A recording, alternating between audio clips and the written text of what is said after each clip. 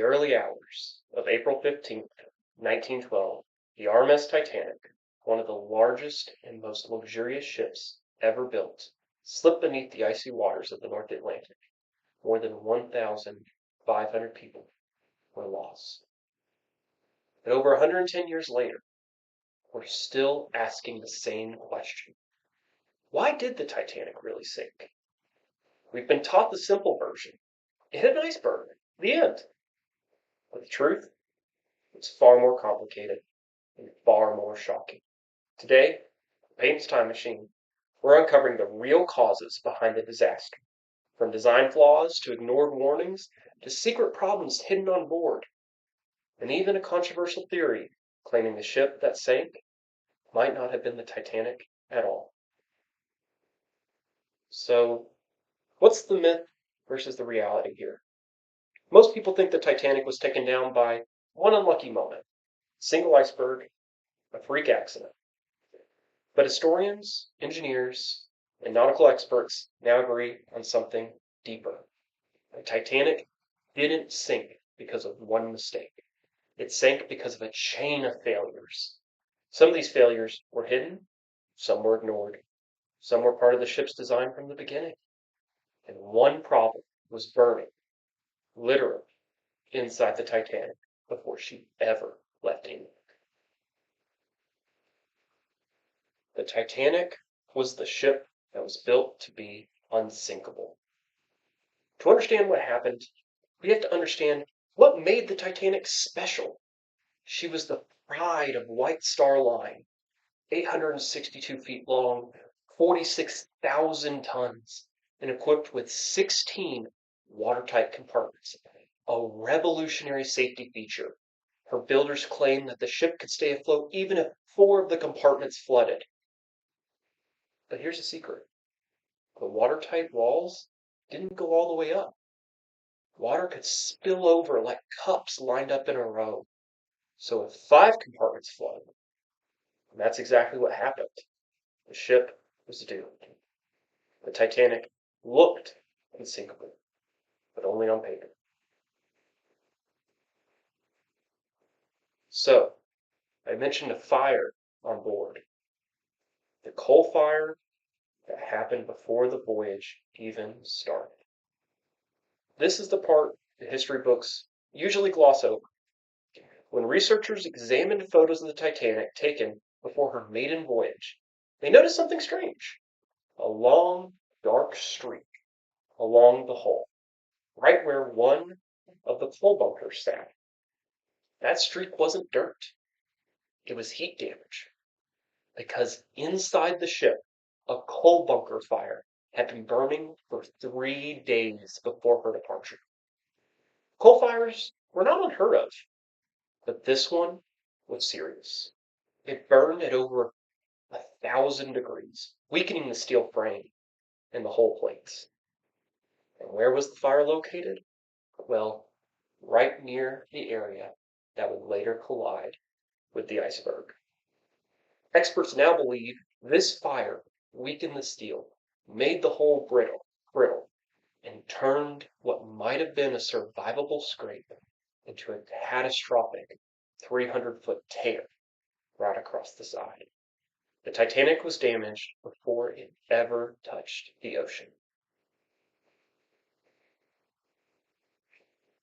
As the Titanic pushed west across the Atlantic, her wireless operators received multiple messages, moving of ice.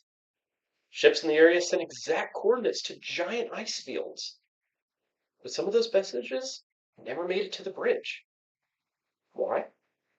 Because the wireless operators were overloaded sending messages for passengers, personal messages, appointments, and even gossip. One ship, the SSS California, even warned them, "We're stopped and surrounded by ice." What did the Titanic operator respond? "Shut up, I'm busy." He wasn't being rude. He was exhausted, and the warning wasn't marked as urgent.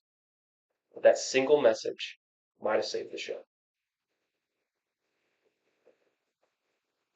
So why didn't they ever see the iceberg until it was too late? Well, at 11:40 p.m., lookout Frederick Fleet spotted the iceberg and rang the bell. But here's the shocking detail. The lookouts had no binoculars. The key to the binocular locker had accidentally been taken off the ship by an officer who was reassigned at the last minute. There were no binoculars, no moonlight, and a smooth, glass-like water, meaning that there were no waves splashing up against any ice to reveal it. And by the time Fleet saw the iceberg, it was already too late.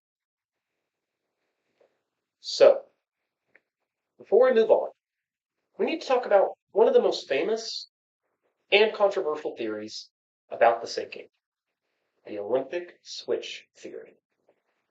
This theory claims that the ship that was sank wasn't the Titanic at all, but her identical sister ship, the RMS Olympic. Here's the idea. The Olympic had already been in two expensive accidents, one with a Royal Navy ship and another damaging her propeller, and repairs cost a fortune.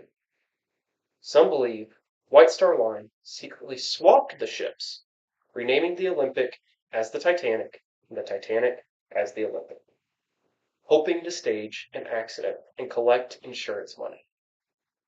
Supporters point to the missing binoculars, officers' seemingly calm reaction to everything, the coal fire, and the speed that they were going despite the warnings. They say it looks less like an accident and more like a cover-up gone wrong. But is it true? Most historians and engineers say no, and here's why. The wreck's interior layout matches the Titanic exactly, not the Olympic. Serial numbers that were recovered on parts matched the Titanic's build records.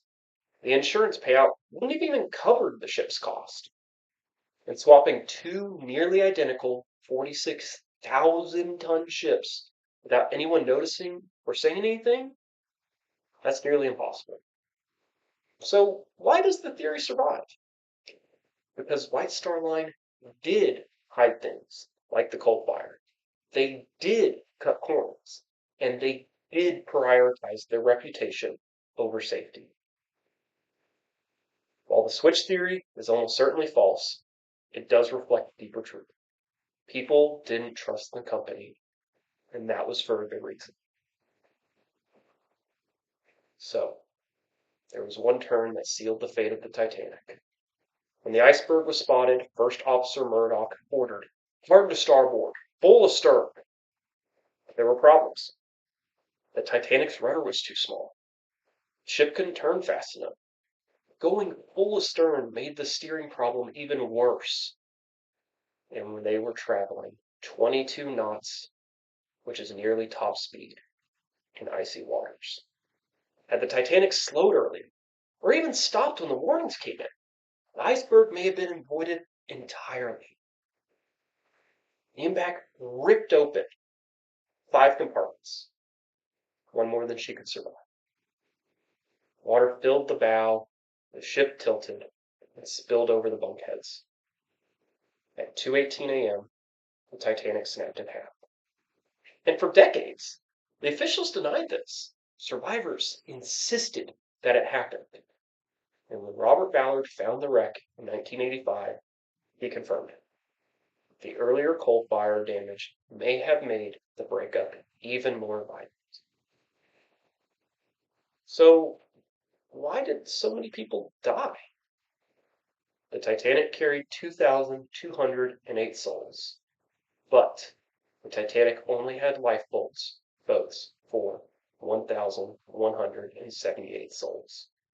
Not even close to enough. And worse, many of those lifeboats launched barely half full. Some launched as low as 12 people in a boat that was built for 65. Confusion, disbelief, lack of training, and the belief that the Titanic was unsinkable all cost lives. Meanwhile, nearby California, only 10 to 20 miles away, never came because its wireless operator was asleep. Had they responded, hundreds more would have survived. So, what really sank the Titanic? Not an iceberg alone, but a deadly chain reaction. A coal fire weakening the hull, design flaws in watertight compartments, ignored ice warnings, no binoculars, high speeds, a rudder too small for its ship, too few lifeboats, poor communication, and human decision after human decision. The Titanic wasn't sunk by nature, it was sunk by choices. The sinking of the Titanic remains one of the greatest tragedies in maritime history, not just because the lives lost, but because so much of it was avoidable. If you enjoyed this deep dive and want to know more history hidden stories of the past, hit like and subscribe and join me again on Peyton's Time Machine. And remember, history doesn't repeat itself, it warns us. Thank you for watching. I hope to see you again.